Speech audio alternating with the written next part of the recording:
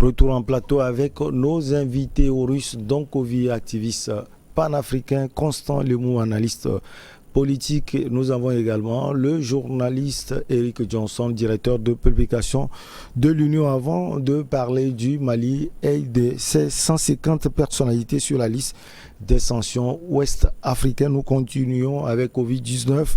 Le Burkina Faso va rouvrir ses frontières terrestres le 1er décembre à venir. Eric Johnson avait la parole. Oui, donc je disais que je pense que fondamentalement, c'est parce qu'il y a eu, on a pris beaucoup de dispositions que nous avons su contenir cette pandémie. Je donnais comme exemple, par exemple, en ce qui concerne la réouverture ou l'utilisation de nos frontières, une petite anecdote où j'ai assisté à l'arrivée à l'aéroport Gnassingbé Yadéman d'une délégation officielle et les autorités aéroportuaires ont décidé de faire passer au test tous les membres de la délégation. Et dites-vous, le chef de la délégation, son homme de main, a fait un test et il était positif. C'est ce monsieur qui devait tenir tout ce qu'il fallait pour son patron et aller rencontrer notre chef d'État, nos autorités.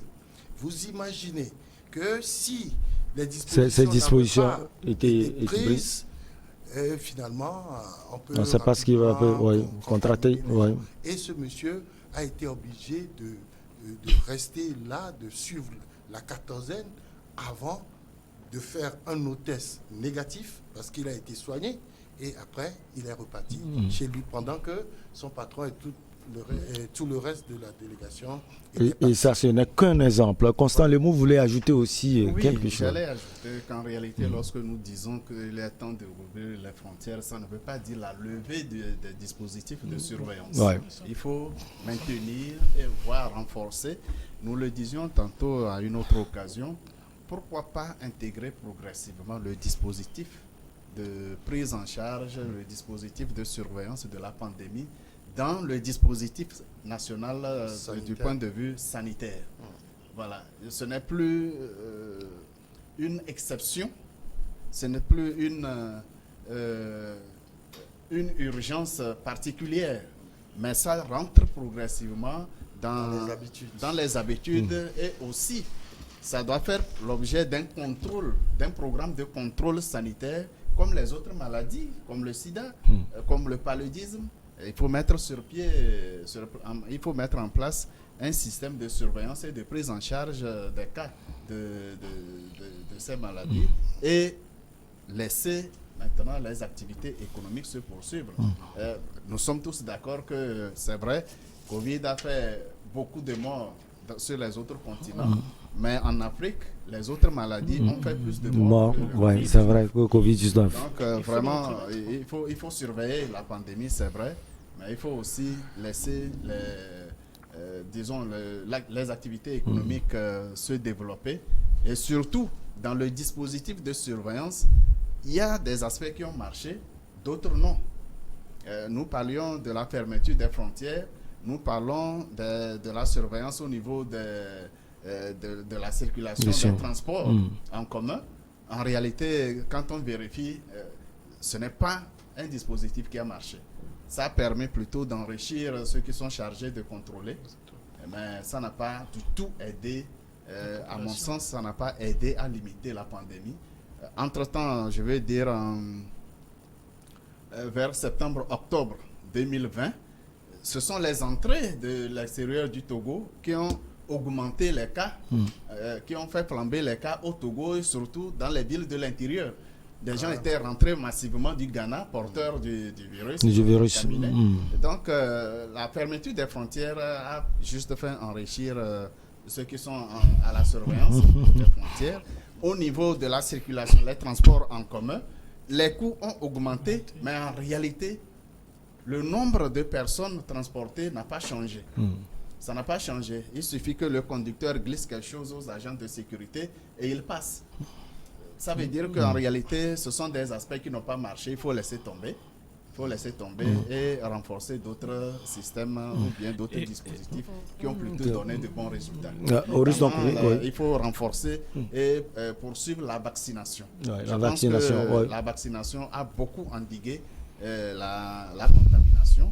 Il faut vraiment renforcer cela, atteindre au moins 60% de la population vaccinée pour réussir l'immunité collective. Russe, dans Covid. Moi, je trouve que je pense qu'à un moment, c'est une question de pragmatisme. Et je pense qu'au Togo, parce qu'il y a quelque chose qui est très dans nos paradigmes, c'est que le Togo, c'est un pays où les gens sont introvertis et calmes.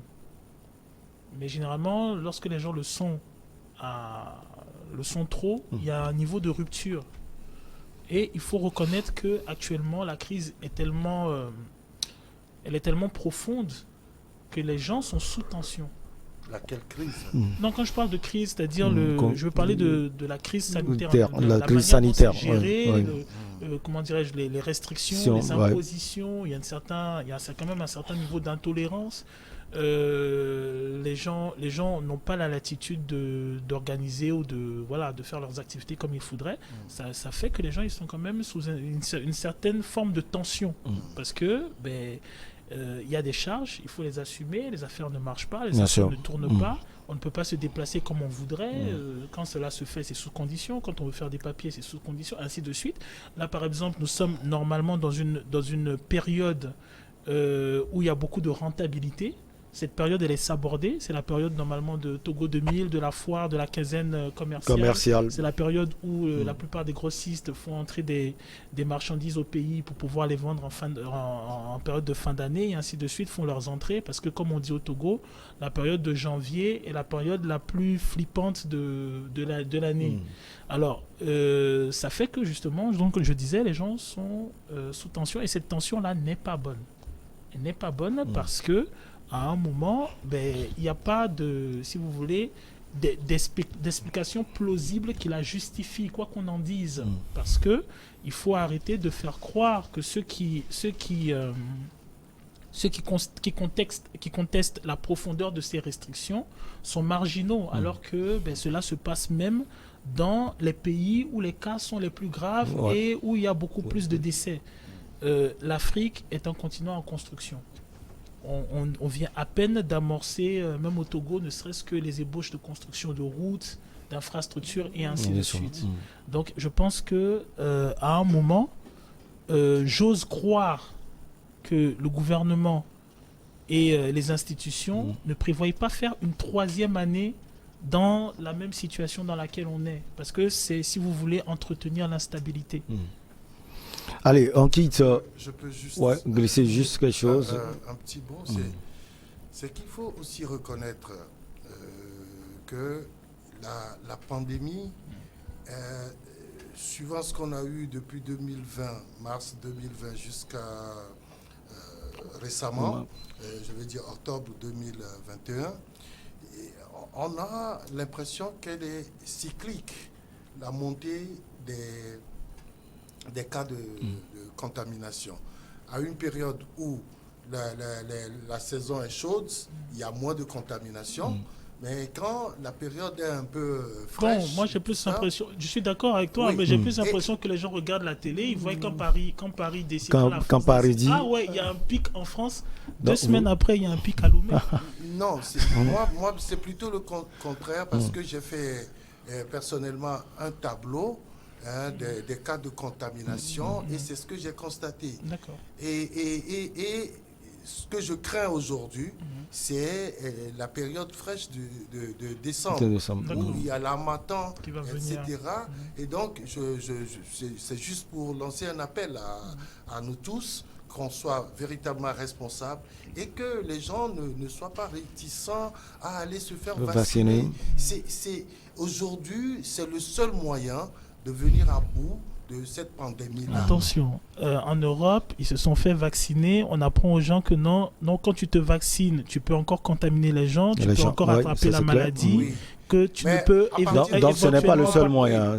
Mais en ce moment, les séquelles ne sont pas aussi graves que si tu Mais donc ça veut dire que même si les gens sont vaccinés, ils doivent encore porter le masque, faire des restrictions. Oui, bien sûr. On l'a dit, ils ont été clairs. Il ne faut pas oublier aussi, vous savez, on était à une conférence, mais la majorité des confrères étaient d'accord en disant qu'aujourd'hui, eux, le masque est devenu pour eux une habitude.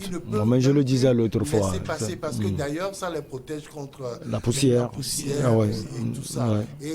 Et certains ont dit, après Covid-19, même ils porteront les masques. Voilà. Ce qui est important aujourd'hui, nous sommes vers l'ouverture des frontières.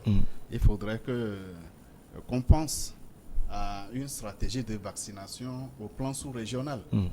C'est l'un des aspects auxquels la CEDEAO devrait s'intéresser. Il faudrait déjà que la CEDEAO sache de quel vaccin on parle. On s'entend déjà de le vaccin lequel, fabriqué par qui, avalisé par qui, parce que l'Européen ne reconnaît pas le vaccin russe, chinois et indien. L'Américain estime que son vaccin est supérieur au vaccin européen. Vous n'avez pas fini. Ma logique, non seulement il faut penser à une stratégie de vaccination au plan sous-régional, il faudrait relancer la recherche au plan local, au plan africain. Je me souviens, à l'université de Lomé avait entamé une série de recherches avec des plans en traditionnels avec les tradithérapeutes. Ils avaient retenu 3 produits qui semblaient traiter efficacement le Covid, mais après ça s'est estompé. Mais pourquoi? On a vu d'autres pays également, Madagascar. Pour traiter. Non, mais pourquoi est-ce qu'il faut laisser ça ça alimente quel intérêt? Quel intérêt ça alimente? On est obligé de se confiner toujours alors qu'on n'en a pas besoin. Parce que c'est pas un vaccin. Non, mais voilà, déjà, alors moi je vais donner, on peut même apprendre. Alors on a le produit du président malgache à l'époque. Le produit du président malgache, on a essayé de le battre. On a essayé de le briser, de le casser. La vérité, c'est que Madagascar n'est pas le pays qui a le plus de cas en Afrique au niveau du Covid. On a le produit du monsieur béninois qui a sorti son produit. Lorsqu'il a voulu l'estampiller médicament, on l'a attaqué parce qu'on estimait qu'il ne pouvait pas estampiller médicament. Donc il devait verser son produit dans une autre niche. Tout ce qui est homme politique et ainsi de suite sont arrangés pour ne parler ni du produit de Madagascar, ni du produit du monsieur béninois et ainsi de suite. Tout ce qui était initiative, si vous remarquez, en moins d'1 an, tout ce qui était initiative, tradithérapie, on a parlé de l'artémisia. C'est ça qui est bizarre, c'est que on a parlé de l'artémisia, plus personne n'en parle, mais en réalité, la plupart des populations, elles vont s'en fournir au niveau des pharmacies qui maintenant en vendent et on n'en parle pas. Donc à un moment, moi ce qui me gêne dedans, c'est le fait de faire le jeu d'une industrie qui en fait s'enrichit convenablement à nos dépens. On crée une initiative, l'initiative COVAX. On nous fait croire que c'est un don, ça n'en est pas un. Et au final, on force une population qui est déjà la première au monde à faire la part belle à tous les vaccins possibles, à toutes les industries du vaccin possible. Donc on force ce continent à plier sous de nouveaux vaccins qui sont de plusieurs pays, qui sont expérimentaux, en disant ceci: nous ne voulons pas que ce continent, même s'il n'a pas eu autant de décès, constitue un nouveau foyer de départ de contamination de la planète. Donc moi j'aimerais savoir quelle est cette personne en Afrique qui, toi te connais, tu es sain, lui est malade et maintenant vient toquer à ta porte et te dit: tu sais Constant, voilà, je veux que tu prennes ce produit-là parce que si moi je suis guéri, tu risques de me recontaminer. Justement, j'ai jamais vu ça. C'est parce que les décideurs, les dirigeants se sont prêtés au jeu. Et les entre-griffes intellectuels formés en Occident sont convaincus que tout ce qui est ici en Afrique est mauvais. Devant cette situation, je veux avaler même n'importe que le Burkina ouvre ses frontières et que le Togo ouvre également. Et d'ailleurs, le Burkina a ouvert ses frontières. On va quitter donc le Burkina pour le Mali. Le Premier ministre de la transition, Choguel Kokana Maïga, et la quasi-totalité de son gouvernement figure parmi environ 150 personnalités visées par des sanctions individuelles infligées récemment par la CEDEAO. Alors, Eric Johnson, quel sera l'effet de ces sanctions sur les ministres, les personnalités du gouvernement de Choguel Kokala Maïga? Au sein de la communauté, vous savez, malheureusement, ce qui se passe, c'est que tout de suite, quand la CEDEAO prend des sanctions contre un pays, dans ce cas de coup de force, de coup d'État, automatiquement, l'Union africaine s'aligne, l'Union européenne s'aligne et les États-Unis, etc., tout le monde s'aligne. Et là, ça fait vraiment mal au pays. Maintenant, si on prend le cas de ce groupe de dirigeants, c'est qu'ils ne pourront plus voyager, ils ne pourront plus quitter leur pays. Parce qu'aujourd'hui, comme on le dit, le monde est devenu un village planétaire et tout ce que vous allez faire, vous avez besoin des autres. Vous ne pouvez pas vivre en autarcie et penser que vous pourrez amorcer un développement digne de ce nom. Non seulement ces personnalités sont sanctionnées, mais en plus, c'est tout le pays qui sue. Parce que là, on est en train de pousser la CEDEAO à prendre des sanctions économiques contre le Mali. Et ce ne sont pas les dirigeants qui vont en partir, mais plutôt la population. Et je pense que les répercussions de ces sanctions-là, au lieu que ça soit véritablement un poids pour les dirigeants, mais c'est plutôt pour les populations. Et vous savez, au sein de la CEDEAO, je le dis toujours, c'est parce que nous ne cherchons pas à renforcer cet outil sous-régional. Nous faisons quoi plutôt? On le fragilise. On fragilise cet outil-là au point où les décisions de la CEDEAO ne sont pas respectées.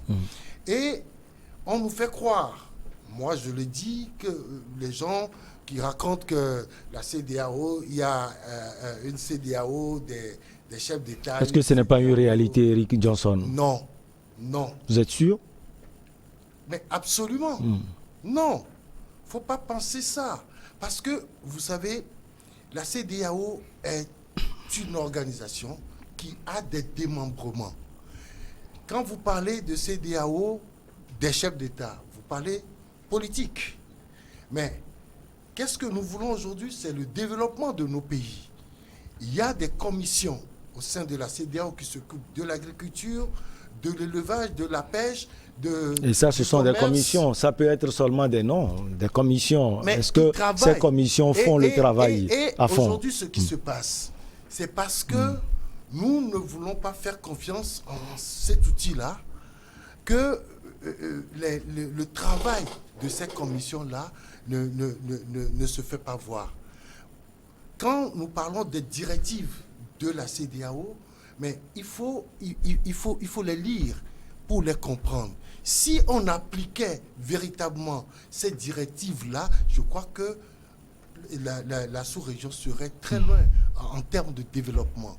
C'est parce que nous-mêmes, nous fragilisons Eric Johnson, la CEDEAO est portée par les présidents. Oui. Alors, si les présidents eux-mêmes n'arrivent pas à appliquer les directives, comment les autres peuvent les appliquer? Vous savez, parfois, il faut voir la chose de très près.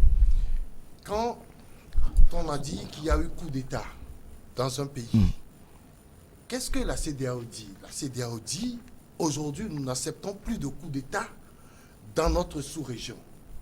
Vous faites coup d'État, vous n'arrivez pas au pouvoir dans les règles de l'art, vous êtes obligé de partir et de céder. Maintenant, quand c'est comme ça, on dit non, on ne veut pas ça, on manipule les populations pour aller dire non, nous voulons ceux qui ont fait un coup d'État. Mais à partir de ce moment, qu'est-ce qu'on fait? On perd le temps et rien n'est respecté. Ce n'est pas les chefs d'État qui décident que l'on fasse des coups d'État et que l'on installe des régimes de ce type-là. Constant Lemou, même question à vous. Quel sera l'effet, si on peut le dire, de ces sanctions sur les personnalités du gouvernement du Premier ministre Choguel Maïga? Je ne sais pas exactement quel effet ça aura. Parce qu'ils sont interdits de sortir de leur pays. Mais ils ne sont pas interdits d'accueillir ceux qui viennent d'ailleurs. Autrement dit, ceux dont ils voudraient se procurer en sortant, on leur apporte ça sur place. Parce qu'ils ont suffisamment de moyens pour s'offrir à travers leurs relations dans la sous-région ou partout dans le monde. Ils offrent tout ce dont ils ont besoin, même s'ils ne peuvent pas sortir du pays. Mais alors, lorsqu'ils ne sortent pas du pays, quel effet ça aura sur... Là, je reprends votre question. C'est que pratiquement aucun effet. Presque aucun effet. Si on ne refuse pas les entrées au Mali. Aussi longtemps qu'il y aura des entrées au Mali, que les Togolais rentreront au Mali, ils prendront ce qu'il y a au port autonome de Lomé, que les Maliens, dont les Maliens ont besoin, ils leur apporteront ça au Mali. Pour leur éviter de faire le déplacement. Ça reviendra au même. Mais quel est l'objectif? Quel est l'objectif de ces sanctions? Et pourquoi le ministre des Affaires étrangères du Mali échappe à la sanction? Pourquoi le chef de la junte militaire échappe aux sanctions? Là, il faudrait que la CEDEAO explique. L'ordre constitutionnel, d'accord. Le Mali est tenu de se soumettre à la réglementation d'une organisation sous-régionale dont elle fait partie. Ok. Mais alors, quel est le rôle de la CEDEAO lorsque les coups de force ne sont pas militaires? Ça, ce sont mes questions. Quel est le rôle de la CEDEAO? La CEDEAO a cautionné les coups de force civils qui ont entraîné des coups de force militaires. Est-ce que ce n'est pas le moment où le temps n'est-il pas arrivé de repenser la stratégie de la CEDEAO à maintenir la paix et le développement dans la sous-région? C'est ça mon interrogation. Autrement, ça ne sert à rien si on n'a pas suffisamment pensé la plaie qui a amené la gangrène. La plaie était là. Mais la CEDEAO ne disait rien. Les élections étaient mal organisées. Dans des pays, Cela a engendré les manifestations que nous avons connues. M5 et autres. La CEDEAO n'est jamais intervenue pour dire stop, reprenons ceci, corrigeons cela. Mais la gangrène est arrivée avec le coup de force et on demande de faire poser le pansement sans avoir nettoyé la plaie. Autrement dit, le problème ne sera pas résolu. Désolé. À côté, au Tchad, même si on ne veut pas dire que Idriss Déby a été assassiné et remplacé par son fils, c'est ça la réalité. Là, on n'est pas pressé de revenir à l'ordre constitutionnel. On n'est pas pressé au Tchad de revenir à l'ordre constitutionnel. Lorsque nous ne disons pas clairement l'objectif qu'on poursuit, eh bien, on ne se fera pas comprendre, on ne se fera pas accompagner. Alors, Horus Dongovi, visiblement, ces sanctions n'agissent pas sur les personnalités citées au Mali. Il suffit de voir leurs déclarations, leurs démarches et autres. Et Eric Johnson l'a dit tout à l'heure, c'est la population qui est sevrée à un certain moment, si les sanctions pleuvent. Bon, alors, est-ce que les sanctions ont-elles déjà marché sur des politiques ou des personnes? Pour le moment, ce sont des sanctions individuelles. Les sanctions individuelles, est-ce que ça marche en Afrique, ce genre de sanctions? J'ai pas l'impression. Des sanctions, j'ai pas l'impression. Après, ceci étant dit, oui, s'il y a des sanctions, généralement, c'est la population qui prend sur elle. Mais là, effectivement, il s'agit de sanctions individuelles. Bon, j'ai vu les interventions des personnalités, Choguel Maïga, j'ai vu les interventions. Apparemment, même le chef de la junte en Guinée, ils ne se sentent pas inquiétés par quelconque sanction. La CEDEAO, il faut le reconnaître, c'est profondément discrédité.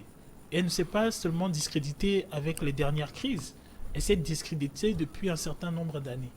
À chaque fois qu'il y a eu un problème dans un pays et qu'on a fait recours à la CEDEAO et qu'elle a envoyé des émissaires, comment on appelle ça, des négociateurs, des observateurs, à chaque fois, il y a eu des problèmes. C'est ce que énonce, je dirais, Constant quand il dit, mais à aucun moment on ne l'a vu intervenir lorsqu'il y avait des couches de force qui n'étaient pas militarisées. Une fois que c'est militarisé et qu'on a des jeunes qui arrivent au pouvoir, on voit débouler la CEDEAO de façon frileuse d'ailleurs, elle n'est pas spontanée, cette réaction, c'est même un des questionnements. Elle n'est pas spontanée, cette réaction de la CEDEAO. On la voit venir de façon frileuse, dire voilà, nous décidons de ceci, nous voulons amener telle ou telle sanction, et ainsi de suite, et tout ça. Et moi, je trouve que ça pose problème. Parce que justement, par exemple, maintenant, vous avez des personnalités africaines, comme Choguel Maïga, qui posent la question de savoir, je ne sais plus si c'est Choguel Maïga, en tout cas, il y a un responsable malien qui pose la question de savoir si la CEDEAO n'est pas manipulée. Par qui, par exemple? Déjà, on parlait de la France. On parle de la France. Alors, généralement, moi, personnellement, on dit beaucoup la France, mais pour moi, c'est l'arbre qui cache la forêt, parce que pendant que les gens sont focalisés sur la France, personne ne parle des intérêts américains qui sont présents sur le territoire. On ne parle pas d'Africom.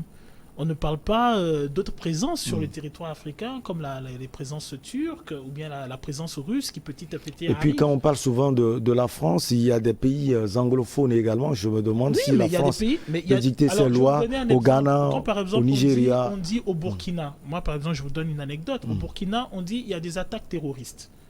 Étonnamment on nous parle d'une mine d'or qui est au nord du Burkina, dans la zone où il est censé avoir des attaques terroristes, et on vous dit que la société, elle est canadienne. Bon, comment on fait ça? On dit le pays, il est sous attaque terroriste. Et on dit qu'il y a une enclave minière. On a l'impression que c'est Astérix et Obélix, les petits Gaulois. Il y a une enclave minière qui arrive, comme par hasard, à ne pas être inquiétée, parce qu'il s'agit d'exploitation d'or. Donc à un moment, le problème avec la CEDEAO, et on le voit, et malheureusement pour elle c'est ça, on le voit dans toutes les réactions au sein des pays, c'est qu'elle est discréditée. On sent quand par exemple vous avez le ministre qui débarque en Guinée et qui se fait signifier son renvoi, vous avez des représentants qui arrivent au Mali qui se font signifier leur renvoi du territoire, c'est qu'elle est discréditée. Et malheureusement, le danger pour cela, c'est que lorsque vous discréditez une entité comme la CEDEAO, la question qui se pose, c'est qu'est-ce qui la remplace? Et le problème en Afrique, c'est que malheureusement, lorsqu'on a des entités supranationales comme ça, qui sont défaillantes, ce qui les remplace, ce sont les États européens. Vous allez voir maintenant, la plupart des gens se retrouver en France, en Allemagne. On le voit de façon subliminale au niveau des médias. Je vous ferai remarquer que ceux qui vont accorder du débat, qui vont accorder de l'audimat, qui vont accorder des interviews, ça veut dire le responsable malien et le responsable guinéen, leur première interview, il l'offre à RFI. Ça veut dire qu'à un moment, étant donné que ce qui est sur place n'est pas viable, on s'adresse à l'autre. Vous allez voir l'intervention de Choguel Maïga, à un moment, lorsqu'il parle de son relationnel à la France, il fait bien de préciser que les intérêts sont profondément liés. Lorsque le Mali, qui est sous actuellement sanction de la CEDEAO, s'exprime sur la formation de son élite militaire, elle précise que cette élite militaire va être encadrée par des techniciens français. Donc, voilà. Quand on parle de sanctions, la CEDEAO, à un moment, la CEDEAO intervient dans le rapport entre le Mali et la Russie. C'est étonnant. Modibo Keïta, le premier président du Mali, avait des sympathies communistes. Donc, forcément, oui, on l'a retrouvé. Il y a des liens qui existent, des liens historiques. J'ai bien aimé. On va marquer la pause pour le journal Eric Johnson. On revient après avec la suite avec nos chers invités au russe, Donkovi, Constant Lemou et Eric Johnson.